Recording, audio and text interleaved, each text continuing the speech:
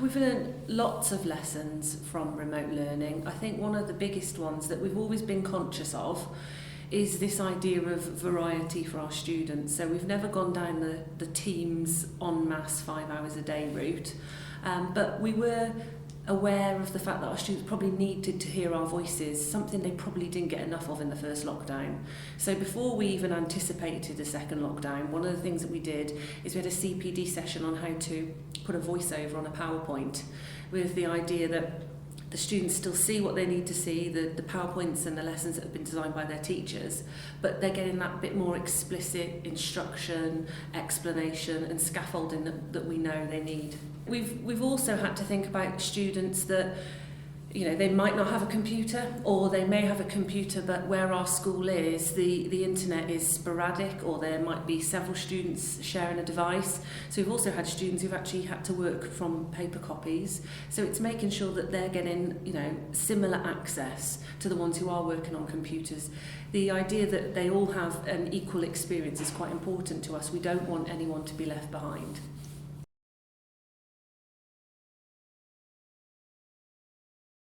So they start their day, and this is one of our lessons from the first lockdown, with a tutor time, very much at the same time that they would have had if they were in school. It's via Microsoft Teams, and it's a chance for the tutor to check in, to pass on any key messages. So we've tried to introduce assemblies, so it's, you know, don't forget Friday, it's the assembly with the head, a chance to send messages to one another. And then after that they would log on to class charts, which is our medium of putting the work for students to access. And we this time have encouraged students to follow their timetable a bit more rigidly. I think we were a bit more relaxed the first time around, but one of the things that we've learned is that structure is quite important, particularly when we want our students to be able to access their teachers. So if they've got a problem, they can email their teacher and their teacher's there. That's the idea. Appreciating, of course, that it's not totally possible for everyone. So those are sort of a very big overview of what we're doing.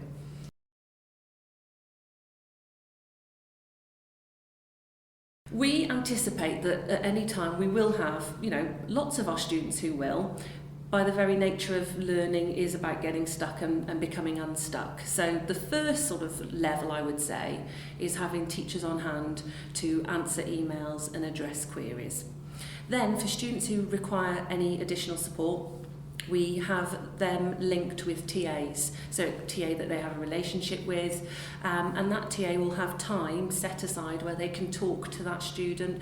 It could just be a general organisational, you know, how are you getting on, what have you done, what do you need to do, to a bit more in-depth working through tasks, breaking down tasks.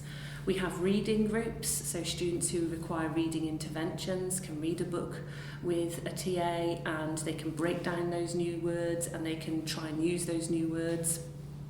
And then we have students who might be vulnerable. So it's not necessarily an educational need, it might be an emotional need.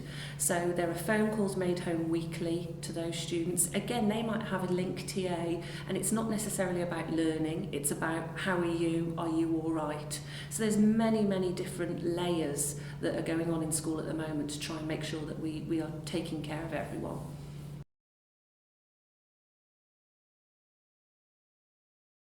We've got a really good community in the sense of parents and students will talk to us and tell us how they think things are going, and let us know of things that they've seen that they would like us to try, or things that they don't think of necessarily work. So on that level, that's really quite helpful. More officially, I suppose you could say, particularly during the first lockdown, we did a survey, so designed a survey for parents just to gauge how they think that it was going, and to take away from that anything that they think that we need to improve upon, that we could actually act upon, and changes have been made as a result of that. The students, we did a student voice activity when the students returned to school, and then when we had a group of students who had to isolate, we did a similar thing just to see how their experiences had differed. We also have parent forums where we invite parents. Well, we would have invited them into school, we had to do it via Teams, and we said we invited their responses, and again, sometimes it's about reassurance. because there is an idea that a Teams lesson is a lesson, and once you sort of explain to parents, actually it's more about the learning that's taking place and ensuring that we've modelled, explained what we want the students to do. That's the key there, not necessarily having a face on a screen. They're really, really supportive of that. In terms of staff, we did a staff survey just to see how they thought things had gone. It was a workload issue as well, not in the sense that they brought it up, but we wanted to make sure that they were okay and that they didn't feel as though they were having to work, ridiculous hours.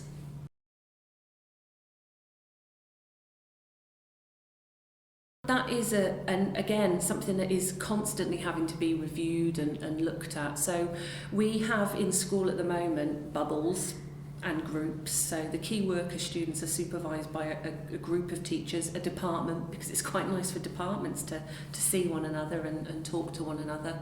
So the idea is that they have some time together to mix as best as they can and speak to one another. There's lots of emails going around, ensuring that staff are talking to one another. The senior leadership team do sort of not learning walks, but sort of, I suppose, welfare walks in a sense, and just go into teachers and say, are you all right? We've got staff who live on their own, who've chosen to work in school. And one of the things is just saying that, is everything okay? And checking them in that sense. We've signposted staff to various areas of support if they need them. So we have a mental health practitioner in school who is still working with students who need that support from her, but she's there for staff as well. And then, there's lots of things coming out at the moment in terms of the NHS website and support that people can seek, perhaps if they don't want to go through school, but they're acknowledging that some support is needed.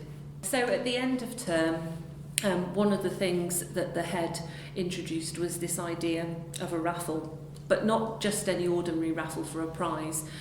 Wanted to just make sure that we all felt appreciated and make sure that staff all appreciate each other, which we do at our school. But the idea was that you were given some slips of paper and you wrote something about a member of staff who you felt needed to be appreciated, or you wanted to write something positive about them, and then that slip went into a raffle and people won prizes. But the really nice thing about that was actually we've got a display downstairs now of all the staff's faces on, which is brilliant.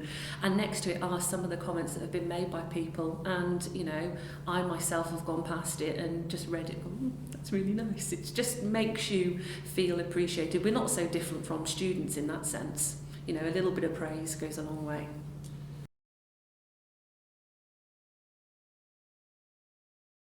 I think as time progresses, that is the key thing.